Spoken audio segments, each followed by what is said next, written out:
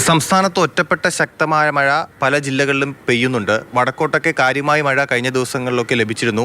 ഓണം വരികയാണ്. ഓണക്കാലത്ത് നമ്മുടെ കാലാവസ്ഥ എങ്ങനെയായിരിക്കും എന്നുള്ളതാണ് നമുക്കറിയേണ്ടത്. IMD director Neetha K Gopal Mathrubhumi ന്യൂസിനൊപ്പം ഉണ്ട്. ഓണം വെള്ളത്തിലാകുമോ? അങ്ങനെ ചോദിച്ചാൽ ഓണസമയത്ത് നമുക്ക് മഴയുണ്ടാവും.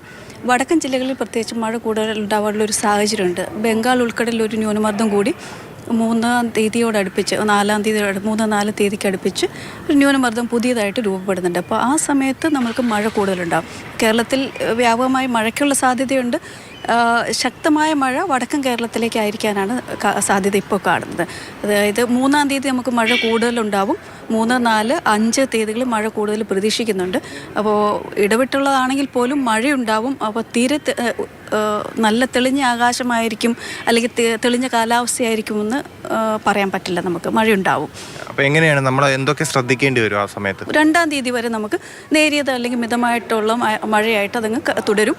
പിന്നെ 3-ാം തീയതി മുതൽ മഴ കൂടും. അപ്പോൾ അതുകൊണ്ട് ഈ മഴ കൂടുതലുണ്ടാകുന്ന ദിവസങ്ങളിൽ പറഞ്ഞ പോലെ ഒരു ഗ്യാപ്പിന് ശേഷമായതുകൊണ്ട് നമുക്ക് അത്ര അപകട സാധ്യതകൾ കുറവായിരിക്കും. പക്ഷേ എന്നിരുന്നാൽ കൂടിയും മഴ ഇപ്പോൾ നമ്മൾ സീസണിൻ്റെ അവസാനത്തേക്ക് വന്നുകൊണ്ടിരിക്കുകയാണ്. അപ്പോൾ അതിൻ്റെ ഒരു അക്യുമുലേറ്റഡ് എഫക്റ്റ് എന്തായാലും ഉണ്ടാവും.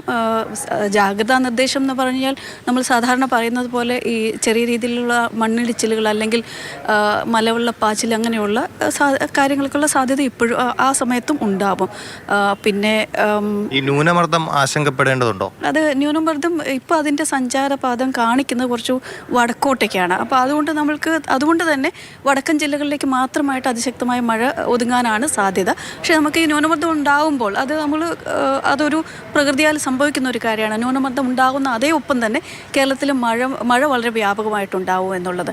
അപ്പോൾ അതിശക്തമായ മഴ വടക്കൻ കേരളത്തിൽ തന്നെയായിരിക്കും എന്നാണ് ഇപ്പോൾ കാണുന്നത്.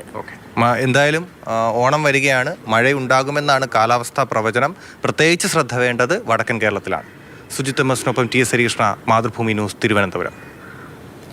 തീർച്ചയായിട്ടും മഴ കനക്കുമെന്നുള്ളതാണ് പ്രവചനം. അപ്പോൾ ഈ ഒരു മഴയുമായി ബന്ധപ്പെട്ടുള്ള വിവരങ്ങളൊക്കെ കൂടുതൽ നമുക്കൊപ്പം നൽകാൻ വേണ്ടിയിട്ട് നമ്മുടെ റിപ്പോർട്ടർമാരും റെഡിയായിട്ട് നിൽക്കുന്നുണ്ട്. TS ഹരികൃഷ്ണയുണ്ട്, അരുൺ അമർനാഥ് ഉണ്ട്, ഇംതിയാസ് കരീമുണ്ട്, S രാഗിനുണ്ട്. അപ്പോൾ ഇവരെല്ലാം വിവിധ ഇടങ്ങളിലെ മഴ എങ്ങനെയാണ് എന്നുള്ളത് പറയും. അപ്പോൾ നമുക്ക് ആദ്യം ഹരിയിലേക്ക് തന്നെ പോകാം. ഹരി, ഇപ്പോൾ IMD ഡയറക്ടർ പറയുന്നത് അനുസരിച്ചിട്ടാണെങ്കിൽ 3-ാം തീയതി തൊട്ട് നല്ല മഴയ്ക്കാണ് സാധ്യത. അപ്പോൾ ഉത്രാടപ്പാച്ചിലൊക്കെ മൊത്തത്തിൽ വെള്ളത്തിലാകുമെന്ന് ഉറപ്പിക്കാം അല്ലേ ഹരി?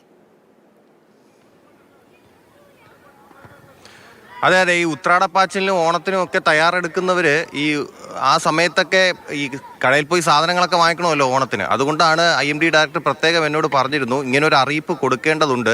കാരണം എന്തെങ്കിലും സാധനങ്ങളൊക്കെ ഓണത്തിന് വേണ്ടിയിട്ടൊക്കെ വാങ്ങിക്കേണ്ടവരൊക്കെ നേരത്തെ വാങ്ങി വയ്ക്കണമെന്ന് IMD ഡയറക്ടർ നമ്മുടെ സംസാരം അവസാനിച്ചതിന് ശേഷം എന്നോട് പറഞ്ഞു. അതുകൊണ്ടാണ് ഇങ്ങനെ ഒരു അറിയിപ്പ് കാലാവസ്ഥാ നിരീക്ഷണം കൊടുത്തിരിക്കുന്നത്. കാരണം ഈ 3-ാം തീയതി 4-ാം തീയതി ആ സമയത്ത് എന്ന് പറഞ്ഞാൽ ബംഗാൾ ഉൾക്കടലിൽ ഒരു ന്യൂനമർദ്ദത്തിൻ്റെ സാധ്യതയുണ്ട്. അതിൻ്റെ സ്വാധീനത്താലാണ് മഴ.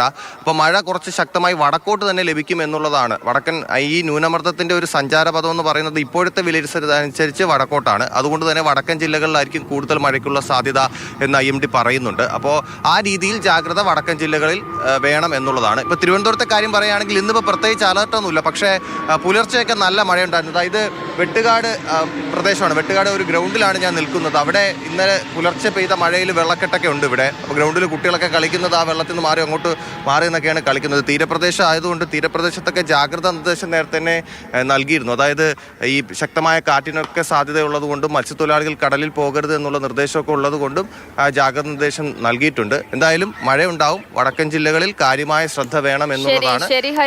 വടക്കൻ ജില്ലകളിലാണ് കൂടുതൽ മഴ കനക്കാൻ സാധ്യത എന്നുള്ളതാണ് ഇപ്പോൾ ലഭിക്കുന്ന വിവരം. നമുക്ക്